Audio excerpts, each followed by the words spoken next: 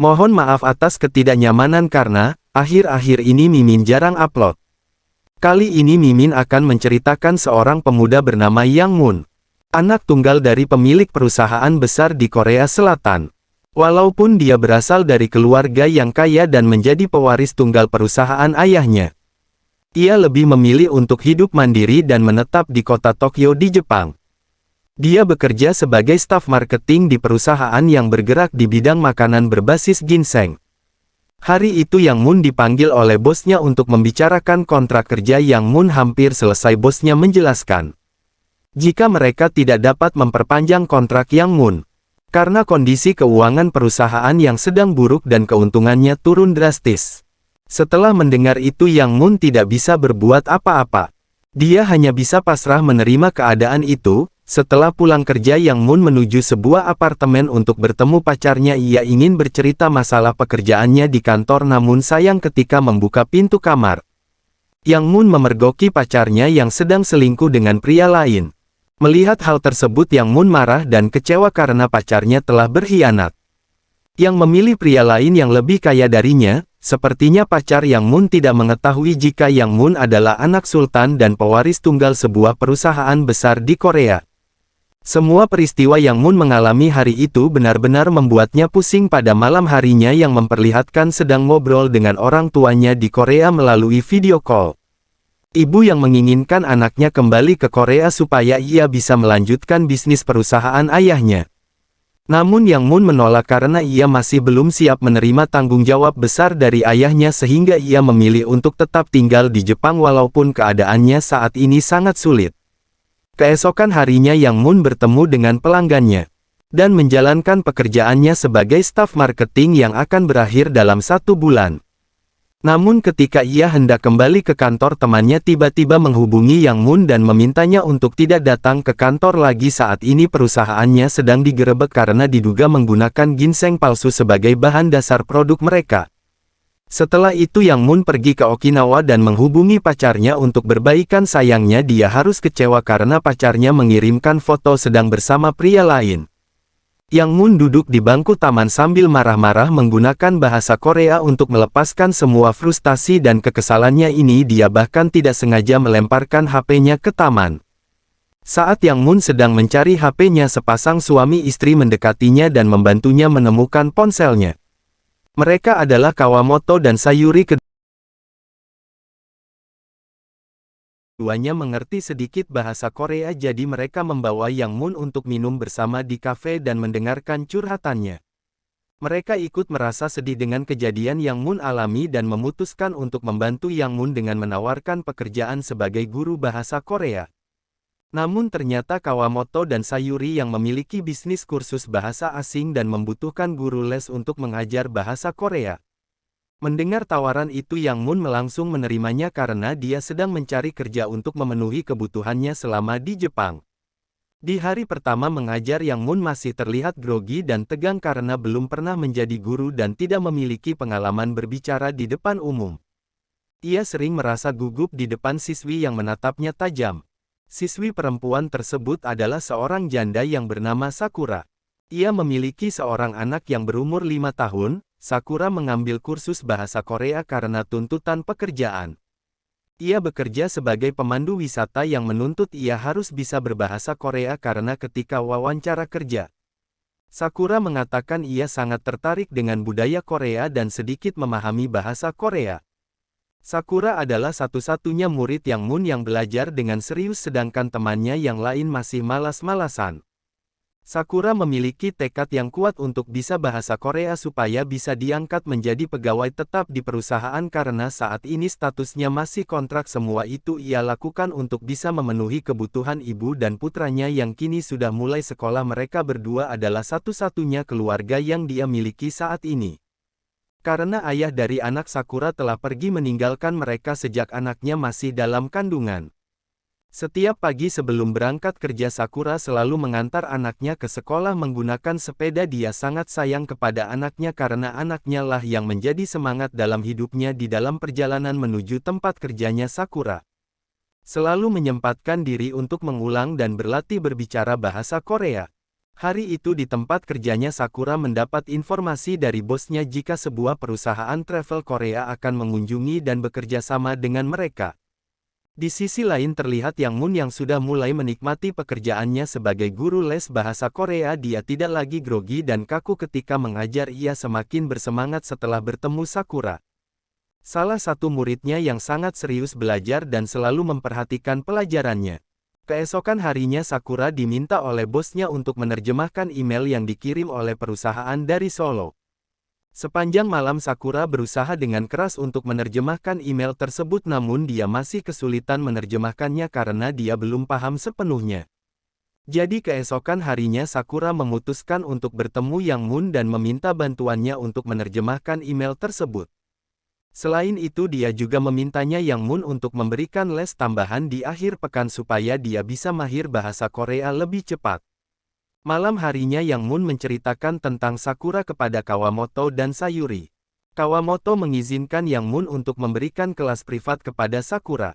Hitung-hitung momen itu bisa menjadi kesempatan bagi Yang Moon untuk lebih dekat dengan Sakura. Sepertinya dia sudah tahu jika Sakura adalah janda anak satu dan belum mencari pengganti. Yang Moon kelihatannya mulai menunjukkan ketertarikan pada Sakura. Jadi dia selalu ingin berpenampilan menarik saat bertemu dengannya. Hari itu di sebuah taman Sakura dan Yang Moon berlatih berbicara dalam bahasa Korea. Sakura seolah-olah menjadi pemandu wisata yang menjelaskan lokasi wisata dalam bahasa Korea. Dan Yang Moon mengoreksinya jika ada kosakata yang salah. Mereka terlihat semakin akrab saat makan siang bersama Yang Moon. Menggoda Sakura dengan lelucon Yang Moon membuat Sakura tertawa bahagia. Selesai latihan mereka pergi ke pusat kota dan masuk ke pasar. Saat berada di pasar Yang Moon tidak sengaja memilih baju kaos yang sama dengan milik Sakura, yaitu kaos bergambar kelinci. Mereka memutuskan untuk membeli baju itu saat kasir. Tiba-tiba Sakura menerima telepon jika putranya masih belum pulang dari sekolah dan neneknya tidak dapat menjemputnya karena kakinya terluka. Ia pun pamit pulang duluan menggunakan taksi. Tak lama kemudian Yang Moon menyusulnya dan ingin membantunya mencari keberadaan anak Sakura. Setelah mencari beberapa lama Yang Moon berhasil menemukan anak Sakura dan Sakura sangat berterima kasih kepada Yang Moon. Saat berjalan pulang menuju halte bus, Yang Moon memberanikan diri bertanya kepada Sakura tentang ayah dari anaknya. Sakura mengatakan jika dia hamil pada usia 20 tahun dan pacarnya yang belum siap menikah tiba-tiba menghilang beberapa bulan sebelum kelahiran anaknya. Hingga hari ini putra Sakura yang bernama Kei belum pernah bertemu dengan ayahnya. Sejak hari itu setiap hari Yang Moon dengan senang hati menjemput Kei pulang sekolah karena jadwal mengajar Yang Moon sore hari sedangkan Sakura pulang pukul 5. Hubungan Yang Moon dengan Kei semakin dekat seperti ayah dan anak. Seiring berjalannya waktu keterampilan mengajar Yang Moon mulai mengalami peningkatan. Ia menggunakan banyak metode belajar yang lebih mudah dipahami supaya muridnya bisa menguasai bahasa Korea dengan cepat. Yang Moon pun masih terus memberikan les privat kepada Sakura. Sehingga Yang Moon datang ke rumah Sakura dan bertemu Kei. Mereka sering bermain bola bersama di waktu luang dan menikmati kebersamaan mereka dengan penuh bahagia. Pada malam berikutnya yang ditelepon ibunya memintanya untuk segera kembali ke Korea dan menggantikan posisi ayahnya sebagai pimpinan perusahaan, namun Yang Moon kembali menolak. Ia merasa belum siap untuk kembali ke sana yang untuk mengetahui jika ayahnya sedang sakit parah dan hidupnya tidak lama lagi karena ayah yang memilih untuk merahasiakannya dari putranya.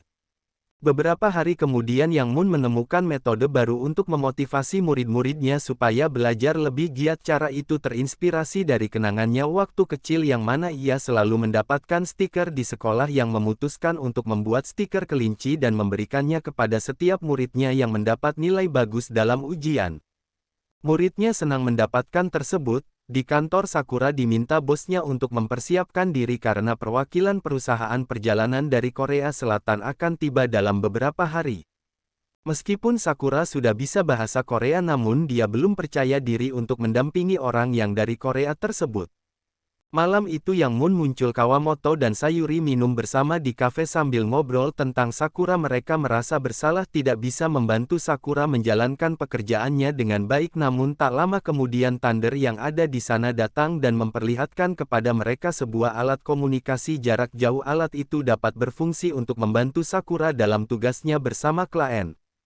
Alat itu akan membantu Yang untuk dapat mendengar semua obrolan Sakura dan kliennya sehingga ia dapat membantu Sakura memberikan jawaban dengan benar pada hari H.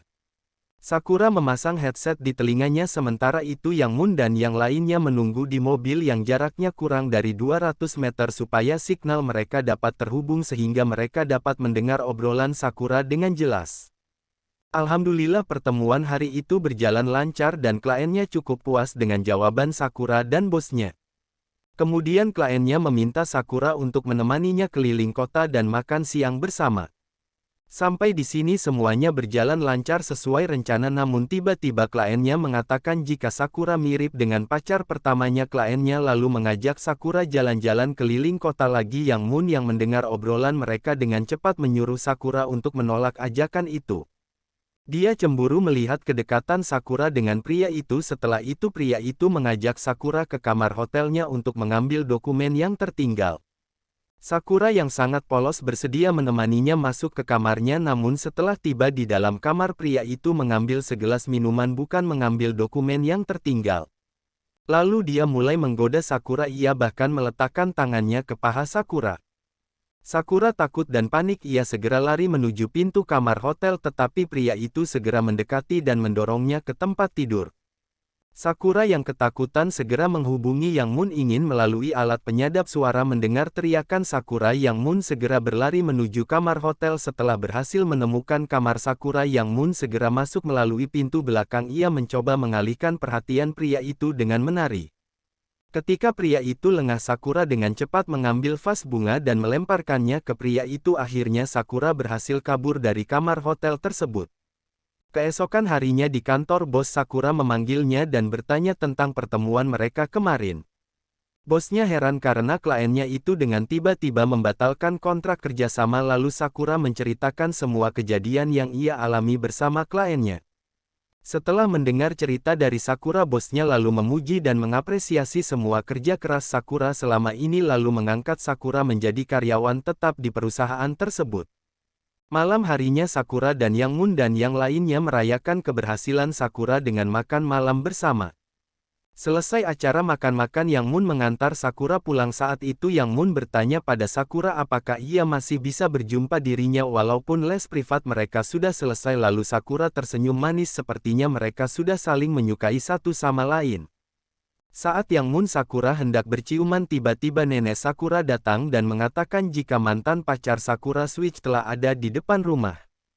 Ketika Switch melihat Sakura, dia langsung berlutut di depannya dan memeluk Sakura lalu ia meminta maaf. Switch menjelaskan alasan ia meninggalkan Sakura dan anaknya. Yang Moon melihat Sakura dipeluk di depannya.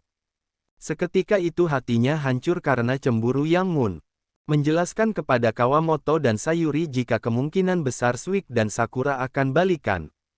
Bagaimanapun juga Switch adalah ayah kandung Kei, jadi hubungan mereka akan cepat membaik seiring waktu. Di tengah obrolan mereka tiba-tiba Yang Moon ditelepon ibunya dan mengatakan jika ayahnya saat ini sedang berada di rumah sakit dalam kondisi kritis. Mendengar berita itu Yang Moon khawatir dan segera bergegas kembali ke Korea. Setelah tiba di rumah sakit Korea Selatan, ibu Yang mengatakan jika ayahnya itu sudah sakit sejak setahun terakhir, namun dia melarangnya untuk memberitahu Yang menentang penyakitnya itu. Ayahnya tidak ingin membuat Yang khawatir dan kepikiran tentang penyakit yang ayahnya derita karena ayahnya sangat menghormati keputusan Yang Moon memilih untuk hidup mandiri. Namun saat ini Yang Moon tidak bisa lagi mengelak untuk menjalankan bisnis perusahaan ayahnya karena ayahnya tidak bisa lagi memimpin perusahaan. 23 tahun kemudian di lobi hotel, Yang Moon secara tidak sengaja bertemu kembali dengan Sakura. Mereka lalu duduk minum kopi bersama dan ngobrol panjang lebar. Mereka saling bertanya kabar. Dalam obrolan itu Yang Moon tahu jika Sakura tidak kembali dengan pacar lamanya dan saat ini ia masih lajang. Yang Moon lihat bahagia mendengar berita tersebut. Ternyata Sakura dan Kei tidak mau menerima Switch kembali karena dia sudah sangat lama meninggalkan mereka. Lalu Sakura memutuskan untuk mengakhiri hubungan mereka dengan Switch. Ketika Sakura membuka dompetnya, ia tanpa sengaja menjatuhkan stiker kelinci yang diberikan Yang Moon adanya. Sakura lalu mengatakan jika stiker itu adalah penyemangat bagi dirinya ketika sedang galau, dan film pun selesai. Terima kasih sudah menonton, jangan lupa follow, like, komen dan share.